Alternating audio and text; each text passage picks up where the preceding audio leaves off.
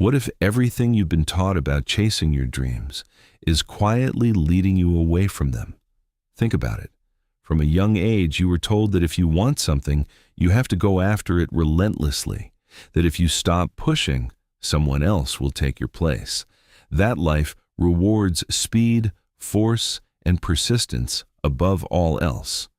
But what if this belief, so deeply ingrained, is the very thing preventing you from experiencing what truly belongs to you? Carl Jung proposed something far more subtle and far more unsettling. He suggested that life does not unfold through force, but through alignment. That what is genuinely meant for you does not respond to desperation, but to authenticity. And here lies the dangerous paradox. The more you try to control everything, the more disconnected you become from the natural unfolding of your own path. This is not an easy idea to accept, because it challenges the ego. It challenges the illusion that you are in control of outcomes simply by trying harder. Jung believed that beneath your conscious efforts, there is a deeper intelligence at work, a psychological and symbolic structure guiding you toward experiences that foster growth, not comfort. And that means not everything you desire will happen, because not everything you desire belongs to your evolution. If you misunderstand this, you risk falling into passivity or frustration. But if you understand it deeply, it changes everything. It changes how you interpret rejection, delay, silence, and even failure. It invites you into a different relationship with life, one that is less about chasing and more about becoming. So here's the real question. Are you pursuing what you think you want, or aligning with what is truly yours? And as you reflect on that, take a moment to subscribe. Because what we're exploring here isn't surface-level motivation. It's a deeper map of how your life actually unfolds. And if you're serious about understanding yourself, you're in the right place. Imagine someone who has done everything right. They chose the safe path. They followed expectations. They built a life that looks impressive from the outside. Yet internally, something feels off, like wearing a perfectly tailored suit that somehow doesn't belong to you. So they push harder. They assume the discomfort is a sign they need to do more, achieve more, prove more. But the more they force, the more life resists. Opportunities appear, but they feel empty.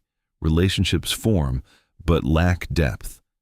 Success arrives, but doesn't satisfy. This is where the misunderstanding becomes painful, because from the outside it looks like progress, but internally it feels like fragmentation.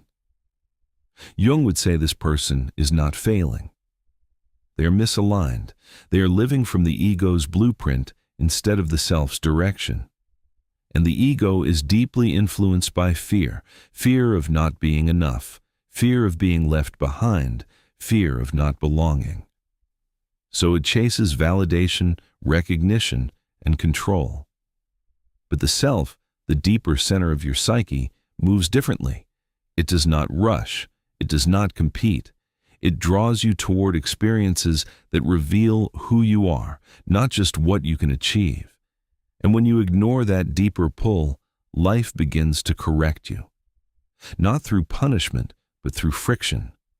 Through things not working, through doors not opening, through connections that dissolve. It feels like rejection, but it's actually redirection. The problem is, most people interpret this resistance as a sign to push harder, instead of listening more carefully. If this feels familiar, you're not alone, and you're not stuck. You're being guided. If you want to keep exploring how to recognize these patterns and break out of them, make sure you're subscribed.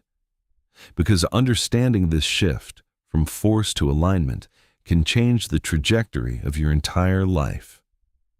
To truly understand this idea, you need to understand one of Jung's most important concepts, Individuation. Individuation is not about becoming better. It's about becoming real. It is the process of integrating all parts of yourself, the conscious and the unconscious, the light and the shadow, until you are no longer divided internally. And only from that state of inner coherence can your external life begin to align. Jung believed that your unconscious is constantly communicating with you. Through dreams, emotions, patterns, and even through the events you experience. And when you ignore these signals, they don't disappear, they manifest in your life as confusion, repetition, and stagnation. This is where synchronicity comes in. Synchronicity, in Jung's view, is not coincidence. It is the alignment between your inner world and external events. It's when life seems to respond to you, not because you forced it, but because you became receptive to it. But here's the critical nuance. Synchronicity doesn't appear when you're chasing outcomes. It appears when you're aligned with yourself.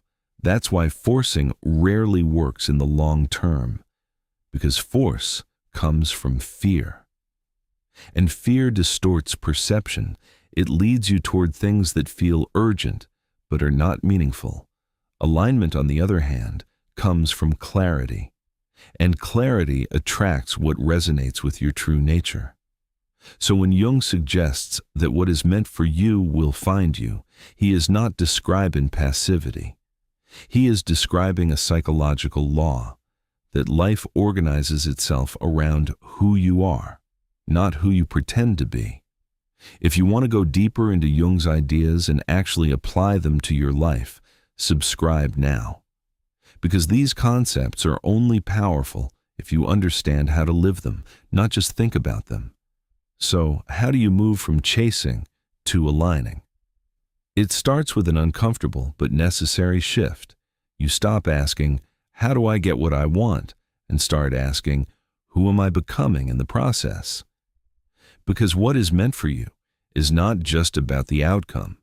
It's about the version of you that can sustain it. The process begins with awareness. You start noticing patterns. What keeps repeating in your life?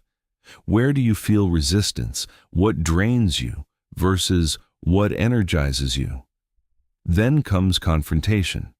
You begin to face the parts of yourself you've been avoiding, the fears, insecurities, and unconscious motivations driving your choices. This is what Jung called confronting the shadow. Next, you start letting go. Not everything, but specifically what no longer aligns: roles, expectations, relationships, even ambitions that were never truly yours. This phase can feel like loss, but it's actually space being created. And then something subtle happens. As you become more authentic, life begins to shift, not dramatically at first, but quietly. New people appear. Different opportunities emerge. You feel less urgency and more clarity. You're no longer chasing, you're recognizing. And that recognition creates a kind of calm confidence, the sense that you don't need to force things anymore, because you trust that what resonates with you will arrive when you are ready. This is the transformation. And if you're ready to walk this path, not perfectly, but consciously, make sure you're subscribed. Because this journey doesn't happen overnight, and having the right guidance makes all the difference. In the end, the idea that what is meant for you will find you is not about comfort. It's about responsibility. Because it means your life is not shaped by how hard you chase, but by how deeply you understand yourself. It means delays are not always denials. Rejections are not always losses, and silence is not always emptiness. Sometimes these are the exact conditions needed for clarity to emerge. Jung believed that the greatest mistake we make is trying to live someone else's life, trying to fit into expectations that were never designed for us. Because when you do that, even if you succeed, it will never feel like yours. But when you begin to live from your center, when your choices reflect your truth instead of your fear, something changes. Life stops feeling like a constant battle and starts feeling like a dialogue. And in that dialogue, what is meant for you doesn't need to be chased. It recognizes you, but only if you are being real enough to be recognized. So don't rush, don't force, don't settle for what merely looks right. Become aligned enough to receive what feels right. And when it comes, you'll know. Not because it's perfect, but because it fits. If this message resonated with you, subscribe now. Because this is just the beginning of understanding how your inner world shapes your outer life. And the deeper you go, the more everything starts to make sense. And remember, what is truly yours is not lost. It's waiting for you to become.